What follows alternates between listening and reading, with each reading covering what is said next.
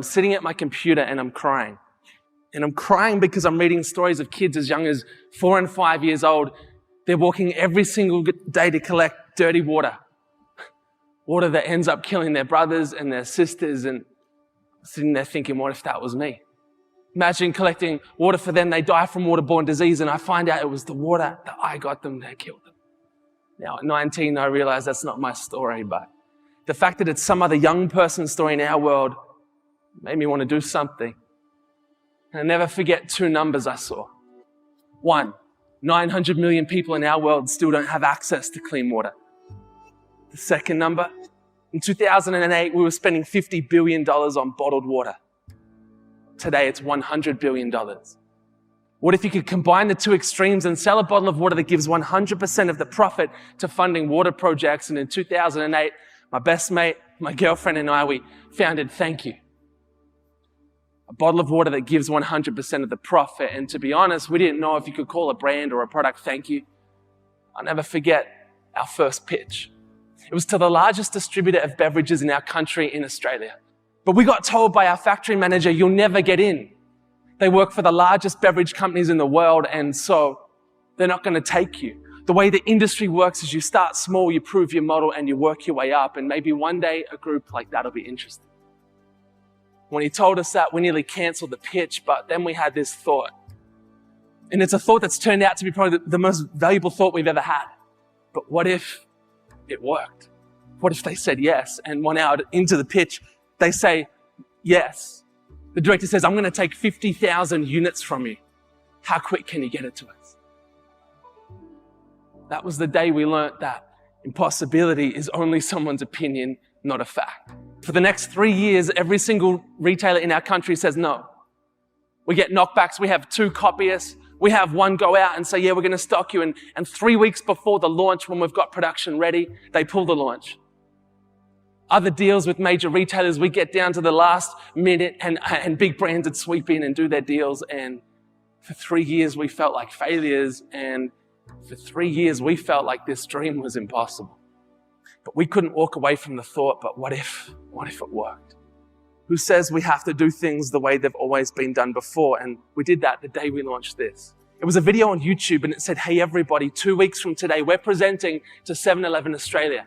And right now we're asking you to jump onto their Facebook wall and say, 7-Eleven, if you stock Thank You, I'd buy it.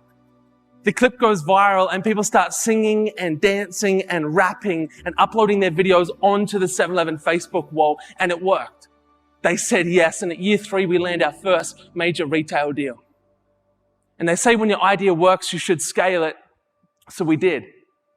We spent the next 2 years developing a food range where all profit would fund food programs, and then a body care range where all profit would fund health and sanitation projects. We then develop a tracker system where every product has its own unique tracker code. You type it into our website and it will zoom into the GPS coordinates of the well or the filter you're funding. And it's at this point at year 5, people say to us, you're crazy, but not good crazy. You see, it's been 5 years and you can't get 1 bottle of water into any major grocery or supermarket store in Australia, and people were right. For 5 years, we couldn't get our 1 product into the 2 biggest supermarkets in our country, Coles and Woolworths. They have 70% market share. And it was put to us, if you can't get 1 product in, how are you going to get your 14 new products in? And all those who heard the idea said, that's not going to work. Our thinking was, but what if it did? And one day we launched a little video on YouTube. We called it the Coles and Woolworths campaign. Now, media were like, you can't do that. You can't put the 2 biggest supermarkets who hate each other in the same sentence. And I was like, well, Wesley, our graphic designer, he didn't find it too hard. He just sort of... Now, this clip goes viral and people are singing, they're dancing, they're rapping, and then we may have flown this from a helicopter. Said, hey, Coles, thank you for changing the world. In brackets, if you say yes, because we haven't met yet. And we flew over the city and around the head office for half an hour. To be fair, Woolworths got one too, but my favorite part of the day was Peter and Jeff, the pilots, because they flew for free. I reckon every one of us in this room, outside this room, we want to do something. We want to use what's in our hand, our time, our money, our business, our resource, a helicopter, to help change the world, and we can. Because in industry record time, both supermarkets said yes.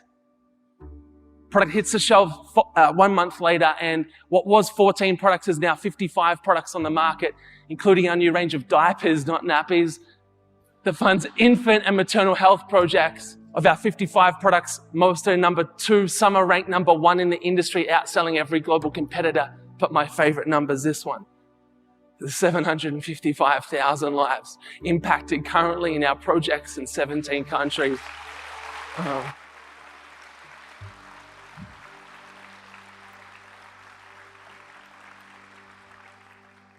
We feel like this is just the beginning, but I suppose I'm challenged by this thought that to get a result the world has never seen before, you have to be prepared to do something that the world has never seen before. And our idea was flawed from the start. We knew that. We give 100% of our profit. We have no shareholders. We have no investors. The flaw in the model is, how do you scale it? How do you take it to new countries and new markets? And they're the dreams that we have. And when people kept telling us it's impossible, we were thought, we'll figure it out. And so we decided to do something that maybe the world hadn't seen before. And last year we launched this, a book. And when we launched chapter 1, I think we lost sight of the shore. See, we launched the book in what appeared to be a misprint. It got printed the wrong way, but don't worry, we did our research. There was no bestseller, New York Times Australia, anywhere in the world written like this. It hit bestseller. We thought that's an opportunity. To make your ideas and dreams a reality, you've got to be willing to get out and stay out of your comfort zone. We are in chapter 2. Thank you. Worlds is in chapter 2. And I have no doubt that there will be people outside of this room who would look on at ideas like this, and hey, maybe even this conference and say, yeah, a lot of excitement. Don't know if it'll ever really work. But it takes courage to push past that. My all-time favorite quote is, courage is not the absence of fear, but the understanding that there is something more important than fear that exists. I suppose the critics will always look on and say, what if it doesn't work? And that's led us to ask, and I hope everyone in this room asks the same question. It's the most important question we can ever ask, and it's, but what if it does work? Because the answer to that is, as a community, we will go on to change hundreds of millions of lives, and our ideas will literally go on to shape the course of history if we have that courage to get out and stay out.